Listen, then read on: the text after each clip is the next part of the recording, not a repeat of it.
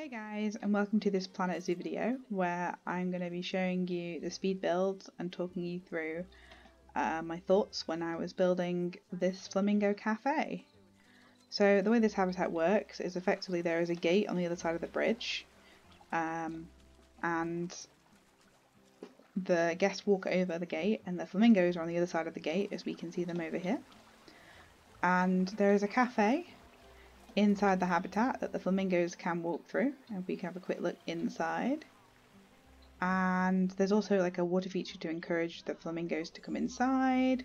There's information, and then there's an outdoor sort of nature trail kind of thing, and the flamingos can walk all around this habitat. There's a second story as well, which I'll show you more in the cinematics at the end. So this is what we're building today, and I hope you enjoy it. So let's go to the speed build. So to start off with, I was doing a bit of terraforming. I knew that I wanted to have a central building on an island, effectively surrounded by water. So the flamingos would basically be around the kind of central restaurant, that's what I was effectively knew I wanted to build. I knew I wanted to build like a cafe or a restaurant or something.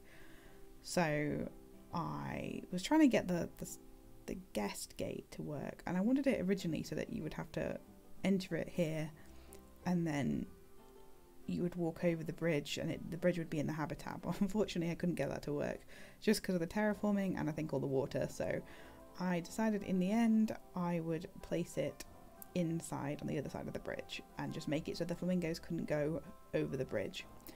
I had a bit of issue trying to work out how the keepers were going to get here. In the end I decided to have the path here because it was the only place that sort of worked, and they've got a little path so they can get into this area.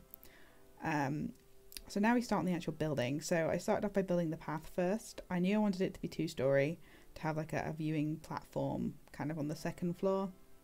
So I put the path in just so I knew kind of where it would be. I wanted so there was like a nature trail that kind of was part of the cafe, trying to just again sell that realistic cafe in like an Avery kind of thing. There's a place called Slimbridge that sort of has a similar kind of thing where you have all these walkways around like wetland birds. So all this water stuff that I was doing then, I was just trying to get it so that my water filter would be able to, the water treatment plant would actually be able to reach all the water. I did that by tunneling underneath as well.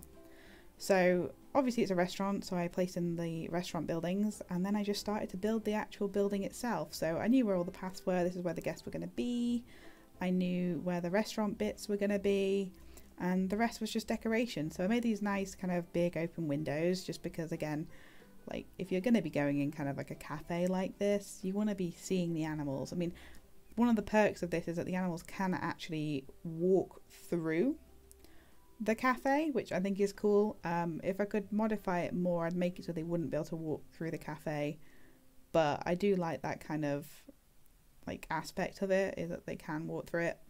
And again, a lot of this was just freehand. I was using a lot of Arctic wood pieces, just trying to get kind of a more realistic look. I wanted it to fit in with the rest of Alphabet Zoo though. I didn't want it to look too kind of like polished, I suppose.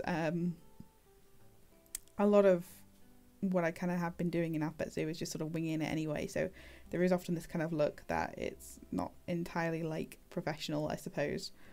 I love these new Australia pieces for the roof. I should probably change the colour of those because I don't actually like the colour of them, and that's the colour they currently are now. But I just liked this kind of funky roof that I had going on. It kind of worked with the slanted windows and this sort of sticky out window bit. Obviously if you have a look at like buildings that are like quite modern but also kind of quite rustic, you do get like lots of big windows that are all at odd angles, and it just has a really nice aesthetic to it, and that's kind of what I was trying to go for here. But yeah, so I was really pleased with how this turned out, like really pleased. I didn't think it would look nearly as good as it does when it's finished. I was contemplating at one point having this an entire outdoor area, the second floor, but I decided against it just because the roof was a bit of a nightmare, as you'll see later on. So again, I was just copy and pasting. I made these sort of as a group and was just copy and pasting some of these windows over. and then just use this barrier just to make it a little bit safe. So yeah, and then obviously these like buildings here created the outside of this building, so it meant that at least I knew kind of what the outside area of this building was going to be. That was a bit challenging really. Was like I built all this stuff and I was like, well, I don't actually know what the shape of this building will be once it's finished, so I had to do a lot of just sort of, again, doing it by eye, seeing what looked good. And it was really fun though. It was really cool to work on something like this. I've not actually done anything like this before, and I do love the Australia like shipping container pieces, these like corrugated metal. It just has a really nice effect, I think, and you can get that kind of modern look, I think, with some of the buildings. Like we have a lot of corrugated buildings like warehouses and things these days, and that's kind of what it was sort of trying to look like, I suppose. A little bit of that, but also a little bit rustic. So it does fit, I think. And I think it works well in this part of the zoo, actually. I wasn't sure whether it would, but it does. Particularly with when you've got the doll sheep, you can, like, the guests can actually look at the doll sheep from inside the flamingo habitat, which I think is pretty cool. Yeah, so I really, really wanted to have, like, a massive aviary with this. Like, a central pillar with, like, big pieces of netting down or something like that. But obviously the game doesn't have that, so I couldn't do that. But that's what I really, really wanted to do for this habitat. Sort of reminiscent of Bristol Zoo, where you can walk through the flamingo habitat and they have this big kind of pointy sort of tent, teepee kind of shaped, I suppose, at the top, netting that surrounds the flamingo habitat. And it just gives it that kind of more realistic effect, really. And I kind of like the idea that you're going into the habitat with them. And obviously flamingos, I'm assuming in this game they must all have their wings clipped because they can't fly, whereas flamingos obviously in real life can fly, but for the purpose of this game the flamingos don't. So obviously we just assume that the zookeepers are here just kind of clip the wings of the flamingo. If they were ever to bring in an aviary pack, I would go absolutely bananas because I just love birds, and it would just be such a cool aspect to have, to be able to build massive walk-in aviaries as well. Just having, like, you know, some fine mesh pieces. This is where I have fun with the roof. I really did not know what I wanted to do with this roof. I had this weird shaped building that wasn't aligned to the grid, and I just sort of had to wing it. So I was trying all sorts. I literally think I tried pretty much every piece, and this isn't even all of it. I've had to cut some of it out. So yeah, I gave up with the roof for a bit and decided to go and do some more of the walls, try and make the walls look a bit neater and try and get it all on one height. And yeah, with this, I wanted it to be so that the guests would have a very close-up experience with the flamingos. I would maybe consider doing something like this for the peacocks later on, when we get to the Indian peafowl, but we're not there yet, so I've got a bit of time to think about what I want to do for that. But it's been quite fun, just because a lot of everything I've been doing in this zoo has just been sort of spur of the moment. Right, I've got this bit of land, what can I do with it? Even with like the panda habitat. So and even though it is not very planned out, I am liking how it's kind of turning out. So yeah, unfortunately this won't be on the Steam Workshop just because it's a bit of an odd building, but yeah. So yeah, this area under here I actually wanted to have as the shelter for the flamingos, so the flamingos can sort of shelter. They've got sort of two shelter areas. They've got this area over here where the guests can't get to, and then they've got that bit near the entrance. So I was again trying to plan for the flamingos. The aim of this is actually to have like 300 flamingos in the game, because obviously you can have flocks of up to 300 in the game. So I was aiming to have 300 flamingos at some point in this. I think I put in about 15 in total. Obviously not in this video, but like for the cinematics at the end.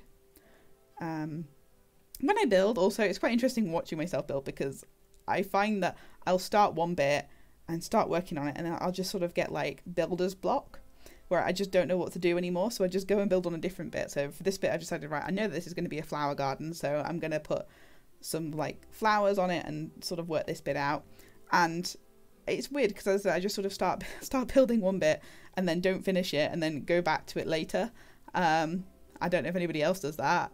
It's one thing that I've sort of noticed. I don't tend to finish one section in one go. I tend to just hop about a bit, which I suppose makes it quite difficult actually talking about the projects I'm building, because I start talking about one bit and the next minute I've jumped onto a different bit. So yeah, I do like how this turned out. I'm really pleased again. Just one of the things I find as well is if you have like bits of the building you're not happy with, just fill it in with flowers. Who cares? Like, you know, you just hide the sort of bad bits of your building by using like flower beds and things. So we have this nice little outdoor area as well, because I thought, well, if it's a cafe, they can sit outside. And look, I start building on that and do something else and then go back to it later. So yeah, I'm just so typical of me. So yeah, I just wanted, you know, again, hiding more bits here. And I just want to have like this really nice cafe area. And it's a shame because I need to encourage my guests to get over here somehow. They've got a train, they've got energy drinks everywhere. I think it's just the zoo is so big that they don't seem to come over here, because I want them to use this a lot more, because it would be really cool to actually have guests using this. And it's the same with the pandas really, like only a few guests actually come over this way in the zoo just to go check things out. And I think it's just because of how big the zoo is currently. It's like almost a quarter, well I say almost a quarter, it's probably like half of a quarter, so it's about an eighth of the whole square in total. Yeah, so we have all the food here. I realised that I didn't actually put any drinks in, so I do go back not in this, but I have replaced it with the Gulpy Energy. And again, it was just this kind of animal cafe. I wanted to have all these different like jungle sign pieces and use all these to kind of decorate it and make it look really cool and just modern and like, yeah, like somewhere you want to eat at, I suppose. Like, you know, often you go to zoos and they have quite boring kind of cafe things, I suppose. Well, not overly boring, but you know, they're quite dated. So it was nice to build something completely modern.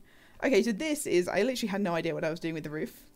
I kept this in because I thought it was kind of cool just to show you the process. That my thought process with this was, I was like, well, can I make a kind of canopy using these Australia Pack pieces?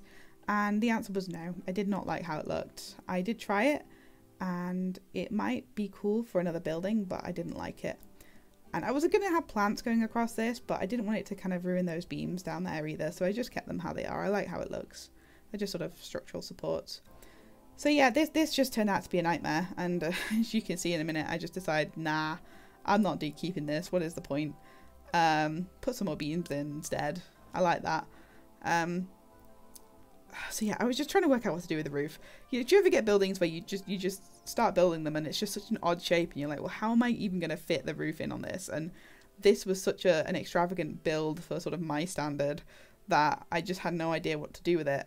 And it's good because it's pushed me out my comfort zone a lot more. Like, often when I'm building in the game, I sort of build very either circles or squares, and this was cool to build something completely different. And I had these nestings that I've used earlier that I was trying to cover it with. And in the end, I decided, you know what, I'm just going to go with hexagons. I've used hexagons in the zoo already, so it's plausible. And I like how it looked. So it's got a flat roof, and I was just filling in this kind of bit here with some glass just to try and make it, a bit more weatherproof. Yeah, and then it was just structural supports and things. And I think it does go to show that you don't necessarily have to plan everything out in this game. You can just wing it and see what happens. So this was where I would have had the Avery pieces fitted if I could have done it. We have the central pillar up here, and oh yeah, so basically I broke my game while I was playing this. I broke all the habitats and I had to quickly go and fix it mid-game. Anyway, so I decided with where the Avery would be, I would put in some lights just to sort of kind of give it that effect. And it does give the effect I want it to, but it would have just been amazing to have Avery pieces instead of just some lights. And again, I like how it looks. You can see how it's all lit up at night, but at the same time, it would just be better to have massive mesh pieces for the Avery. And it's something that I will have a look into, kind of what pieces I can do to build something maybe in the future. But it kind of depends, I suppose, on how much time I want to invest in this particular zoo. I'm already getting itchy feet. I'm already wanting to get through this. I'm still like only halfway through and I've got a lot more to do. And I've got a load of other ideas as well that I want to start recording and creating. I will be keeping up with Alphabet Zoo, but I've got just some other things that I want to record and show you. So, yep, here we go, having fun with the habitat boundaries again. basically I had too many habitats connected into each other, so if I moved something it would all just freak out and think that the habitat had like 5 gates when it didn't, and then it would keep boxing my animals because it kept saying they were escaping and they weren't. So in the end I moved them all to the trade centre and then moved them over once I'd like moved everything. So I had this bit of path and I knew I wanted to do a bridge on it. I don't actually do bridges very often. This was my first attempt at a bridge, and again I knew kind of the basics on how to build bridges. I know that you can just copy and paste things across, so I decided to just build one side and then copy and paste it across. I have learnt a lot doing this, and I would probably do it differently. Again, with a lot of like my builds in this game, I don't tend to look at tutorials. I am just sort of learning as I go, which I kind of like. I don't really do tutorials very well. I really do struggle to like actually pay attention. I like to just kind of explore and figure things out by myself. So I am learning a lot with like what you can do with the mechanics of this game, like duplicating and moving things, and it's a massive help. Particularly as I said, I don't tend to use the grid objects. I just tend to build rather than actually having things fitting nicely to a grid and then rotating them to create a perfect circle. I'll just build a circle. I'll find a way. So yeah, really. So then the flamingos went in, and then it was time just to sort of make it habitable to them. So I put way too many plants in this habitat. Also, I was trying to sort out the water quality. It sorts itself out anyway in the end, but this is why I was doing all this tunneling. Just ignore it, it's not important. Yeah, so we have all the flamingo fun stuff going in. The zookeepers can access it all, which is really cool. I was really pleased with how this turned out, and I wanted to do some sort of rockery and create this kind of wetland kind of feel to it, because that's, you know, that's the habitat they stay in. They like wetlands. So obviously they can have the temperate, I think the tropical and the grassland biomes. So I really don't know why they don't like more plants. It really upsets me that flamingos can't have this luscious kind of tropical wetland when, you know, wetlands you associate with a lot of plants. So I don't know why in the game they can't have plants, or lots of plants. It really confuses me. I mean, you know, you get flamingos that are up in like the mountains of Africa, and then you also get them in the salt flats of Spain, but you then also do get them in quite, you know, wetlandy and vegetation heavy areas. So I feel like the plants should be more. So anyway, that's the end of this build, and I will leave you now with the cinematics of the flamingos moving around this habitat. I hope you enjoy this, and I will see you next week in the next video. So I'm releasing videos on Tuesdays and Fridays now, so keep an eye out. Subscribe to me if you want to see regular content and you like what I'm doing. Give me feedback in the comments below as well, because I absolutely love getting feedback. I like to know how I can improve, even if it's just like, go or get a better mic because I can't stand your voice. You know, just give me some feedback. But yeah, other than that, enjoy the cinematics, and I will see you in the next video. Take care, guys.